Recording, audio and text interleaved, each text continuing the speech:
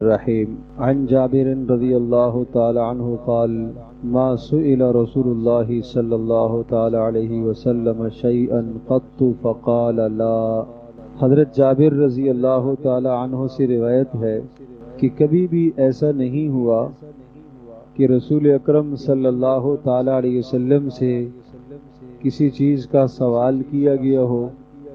اور آپ نے جواب میں نہیں فرمایا ہو، یعنی پیارے پیغمبر صلی اللہ تعالی علیہ وسلم کے معاملے میں اور آپ کے کریمانہ اخلاق کو ذکر کرتے ہوئے حضرت جابر فرماتے ہیں کبھی بھی ہم نے ایسا نہیں دیکھا کہ رسول اللہ صلی اللہ تعالی علیہ وسلم سے کسی نے کوئی چیز مانگی ہو اور آپ نے منع فرمایا ہو، بلکہ ہمیشہ پیارے پیغمبر صلی اللہ تعالی علیہ وسلم کا معمول دینے ہی کا ہوتا تھا۔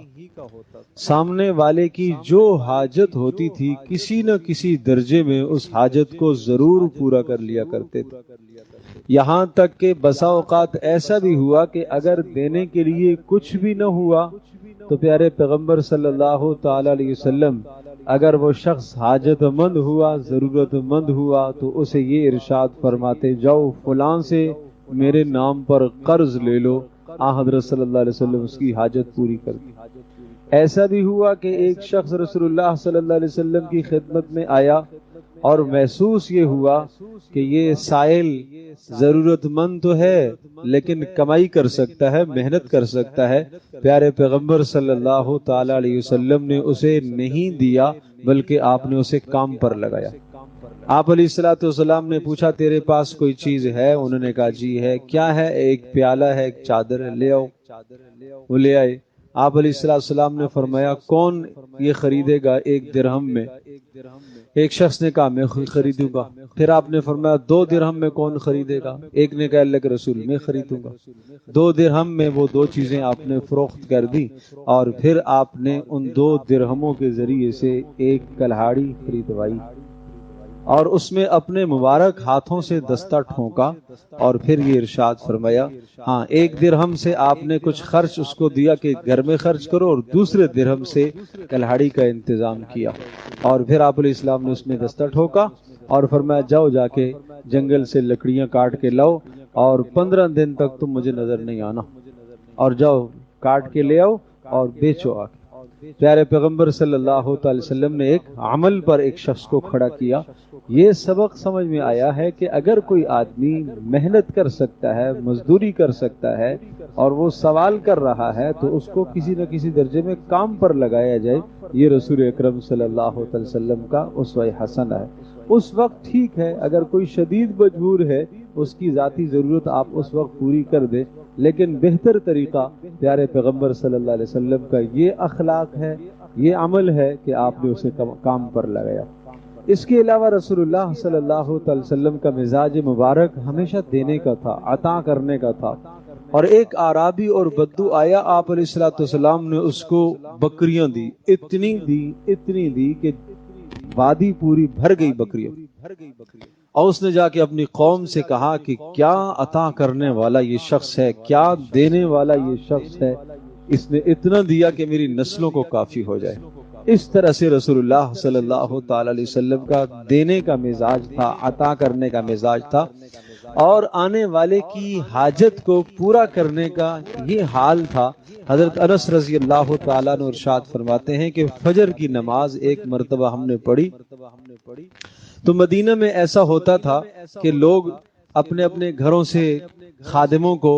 برتن دے دیتے تھے اور جاؤ رسول اللہ صلی اللہ علیہ وسلم کی خدمت میں یہ برتن لے جاؤ۔ یہ پانی رات کا گھر میں رکھا ہوا ہوتا تھا اور پیارے پیغمبر صلی اللہ تعالی علیہ وسلم تاکہ اپنا دست مبارک اس پانی میں ڈالیں اور برکت ہو جائے تو بیماروں کو ہم پلائیں تاکہ شفا ہو جائے۔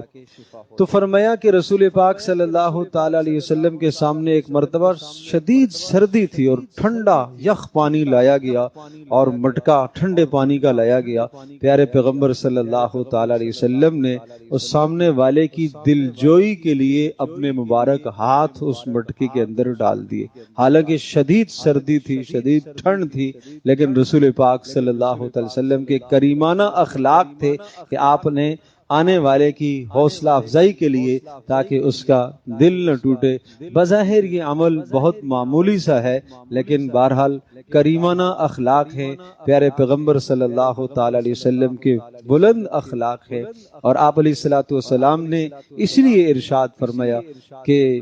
ان من خیارکم، تم میں سے سب سے اچھا انسان وہ ہے، سب سے بہترین وہ ہے جس کے اخلاق اچھے ہوں، جس کا کردار اچھا ہو، جس کے اخلاق اچھے ہوں۔ حضرت انس رضی اللہ تعالیٰ نے ارشاد فرماتے ہیں، میں نے پیارے پیغمبر صلی اللہ تعالیٰ علیہ وسلم کی خدمت میں 10 سال کا وقت گزارا، 10 سال کا وقت گزارا، اور میں نے کبھی بھی رسول اللہ صلی اللہ علیہ وسلم سے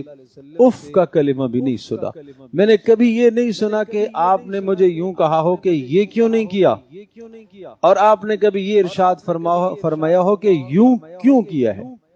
یہ سوال رسول اللہ صلی اللہ علیہ وسلم کی مجلس سے میں نے کبھی نہیں سنا، کبھی بھی نہیں سنا۔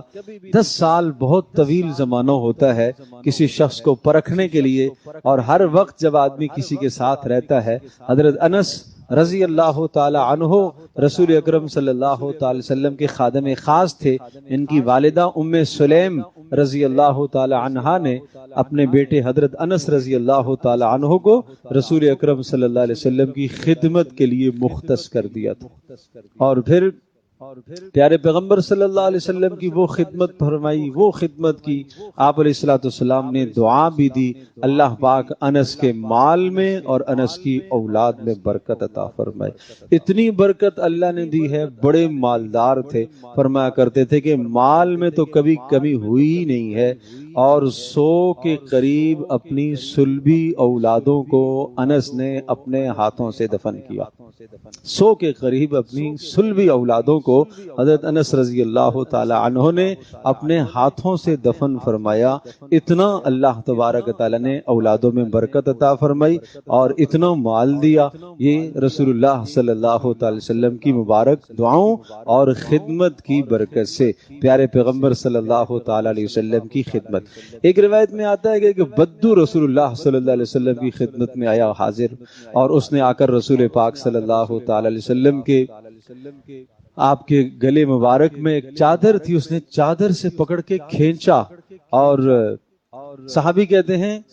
کہ میں دیکھ رہا ہوں رسول پاک صلی اللہ تعالی علیہ وسلم کی گردن مبارک پر اس چادر کے کھینچنے کے نشانات پڑ گئے، لیکن اس نے بڑی شدت سے کھینچا، اور رسول پاک صلی اللہ علیہ وسلم سے آ کر کہنے لگا کہ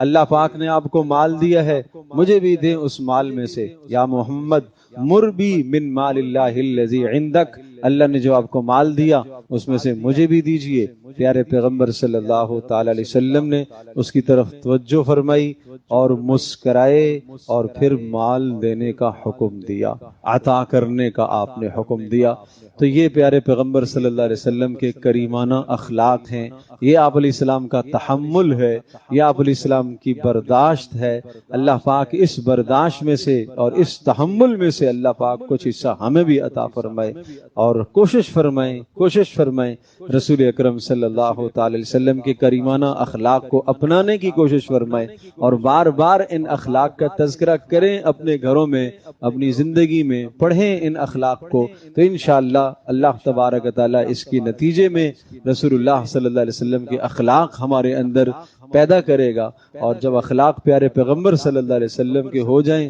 تو سبحان اللہ، قیامت کے دن حشر رسول اللہ صلی اللہ علیہ وسلم کے ساتھ ہوگا۔ اللہ پاک کی سعادت ہم سب کو عطا فرمائے۔